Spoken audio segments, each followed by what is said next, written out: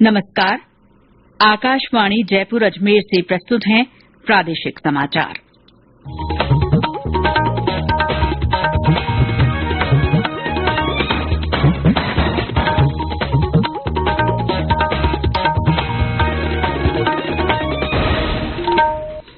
मुख्य समाचार। Reach paper leak मामले को लेकर विधानसभा में आज भी भाजपा विधायकों का प्रदर्शन। सत्ता पक्ष विपक्ष में गतिरोध जारी। कोविड-19 अनुग्रह सहायता राशि योजना के तहत केंद्र की ओर से प्रदेश के 8,600 से ज्यादा लोगों को मुआवजा दिया गया। सूफी संत ख्वाजा मोइनुद्दीन हसन चिश्ती का 810वां उर्स औपचारिक रूप से संपन्न हुआ। और मौसम में आए बदलाव से एक बार फिर तापमान में गिरावट, अगले 5 दिन मौसम शुष्क रहने की संभावना।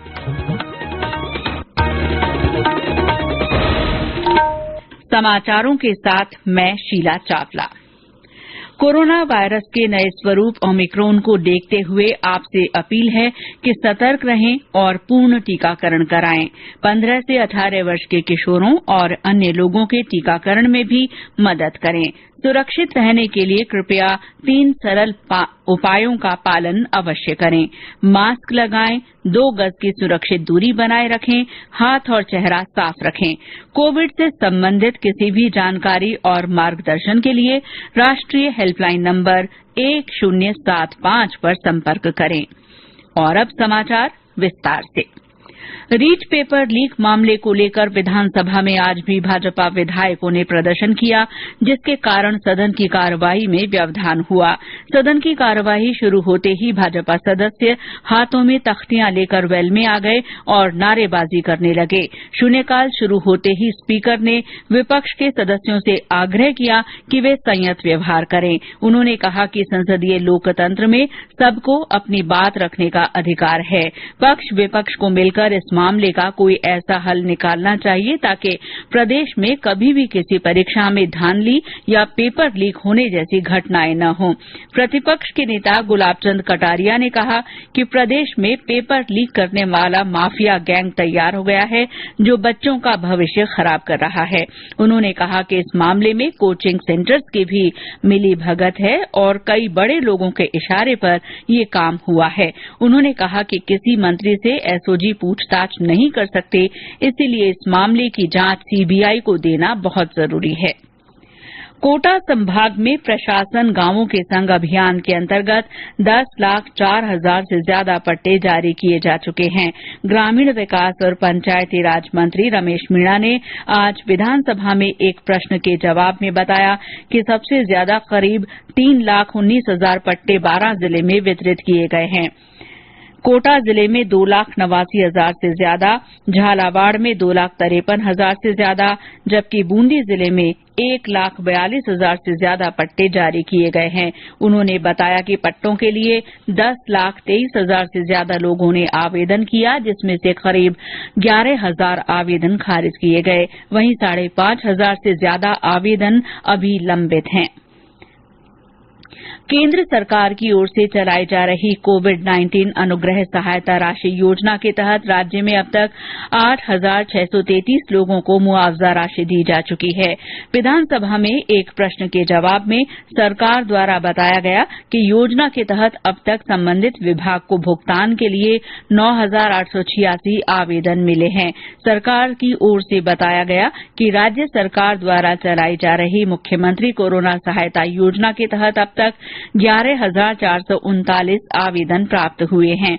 इनमें से 9,830 लोगों को 1 लाख रुपए की एक मुश्त सहायता राशि दी जा चुकी है। इसके अलावा ड्यूटी के दौरान संविदाकर्मी, मानदेय कर्मचारी, अधिस्वीकृत पत्रकार और राशन डीलर के संक्रमित होने और इलाज के दौरान असामयिक मृत्यु वाले मामलों में अब तक 22 लोगों को मुआवजा राशि दी गई है। देश में कोविड के सक्रिय मामलों की संख्या घटकर 7 लाख से नीचे आ गई है। पिछले 24 घंटों में 1.5 लाख से ज्यादा कोविड रोगी स्वस्थ हुए हैं, जिसके बाद सक्रिय रोगियों की संख्या 6,97,802 रह गई है। इस दौरान 58,000 से ज्यादा मामलों की पुष्टि हुई। कोविड से स्वस्थ होने की दर भी अब फिर से बढ़कर 97.17% हो गई है। देश में अब तक 171 करोड़ 79 लाख से अधिक कोविड टीके लगाए जा चुके हैं। स्वास्थ्य मंत्रालय ने बताया कि पिछले 24 घंटों में 48,18,000 से ज्यादा टीके लगाए गए। ये समाचार आकाशवाणी जयपुर अजमेर से प्रसारित किए जा रहे हैं। इन समाचारों को आप हमारी वेबसाइट newsonair.gov.in पर राजस्थानी में भी पढ़ सकते हैं। समाचारों के ऑडियो बुलेटिन भी वेबसाइट पर उपलब्ध हैं। वेबसाइट पर सोशल मीडिया अकाउंट के माध्यम से भी ताजा समाचारों की जानकारी ली जा सकती है। समाचारों में आगे है अजमेर में उर्स संपन्न और मौसम संबंधी समाचार, लेकिन पहले ये संदेश। चलो मिलकर शुरुआत करें, चलो एक फैसला आज करें, मास्क नहीं तो टोकेंगे, कोरोना को रोकेंगे, चलो एक इरादा करते हैं, चलो कुछ वादा करते हैं, मास्क नहीं तो टोकेंगे, कोरोना को रोकेंगे। समाचारों में आपका फिर स्वागत है। ऊर्जा मंत्री आर.के. सिंह ने कहा है कि देश वर्ष 2024 तक कृषि क्षेत्र में डीजल के स्थान पर नवीकरणीय ऊर्जा के 100% इस्तेमाल का लक्ष्य हासिल कर लेगा। श्री सिंह ने आज वर्चुअल माध्यम से देश के ऊर्जा क्षेत्र में बदलाव के लक्ष्य को प्राप्त करने के संबंध में राज्यों और केंद्र शासित प्रदेशों के साथ बैठक की। बैठक का उद्देश्य जलवायु परिवर्तन के लिए भारत की प्रतिबद्धताओं को पूरा करने में राज्यों की भागीदारी सुनिश्चित करना है। श्री सिंह ने अर्थव्यवस्था के संभावित क्षेत्रों में ऊर्जा की बचत के उपायों को लागू करने में केंद्र और राज्यों के बीच तालमेल की आवश्यकता पर जोर दिया। उन्होंने राज्यों से इस लक्ष्य को प्राप्त करने के लिए कार्य योजना बनाने को कहा। वित्त मंत्री निर्मला सीतारमण ने कहा है कि सरकार के कुशल प्रबंधन के कारण कोविड महामारी की चुनौतियों के बावजूद देश में मुद्रास्फीति की दर 6.2% रही। राज्यसभा में आज केंद्रीय बजट पर चर्चा के दौरान मुद्रास्फीति को लेकर विपक्ष के आरोपों का जवाब देते हुए वित्त मंत्री ने 2008-9 में वैश्विक आर्थिक संकट का उल्लेख किया। उन्होंने कहा कि इस दौरान भारतीय अर्थव्यवस्था में 2.12 लाख करोड़ रुपए का संकुचन हुआ, जबकि कोविड महामारी के दौरान 9.57 लाख करोड़ रुपए का संकुचन देखा गया। वित्त मंत्री ने कहा कि वर्ष 2022-23 का बजट दूरदर्शी है और इसमें अगले 25 वर्षों के लिए स्थिरता तथा आधुनिक ढांचागत सुविधाओं के निर्माण का प्रावधान किया गया है। संसद के बजट सत्र के पहले चरण के तहत आज राज्यसभा की कार्यवाही 14 मार्च तक के लिए स्थगित कर दी गई। उपसभापति हरिवंश ने कहा कि बजट सत्र का पहला भाग सुचारू रूप से संपन्न हुआ और सदन में निर्धारित समय से आधे घंटे अधिक काम किया गया। बजट सत्र 31 जनवरी को राष्ट्रपति के अभिभाषण के साथ शुरू हुआ था। इसका दूसरा चरण 14 मार्च से 8 अप्रैल तक चलेगा। अजमेर में सूफी संत ख्वाजा मोइनुद्दीन हसन चिश्ती का 810वां सालाना उर्स आज बड़े कुल की रस्म के साथ औपचारिक रूप से संपन्न हो गया। हमारे अजमेर संवाददाता ने बताया कि उर्स की इस आखिरी रस्म में बड़ी संख्या में जायरीन ने शिरकत की। कुल की रस्म के दौरान खादी समुदाय ने मजार शरीफ पर गुलाब जल एवं केवड़े के जल से गुसल दिया एवं इत्र तथा चंदन पेश किया।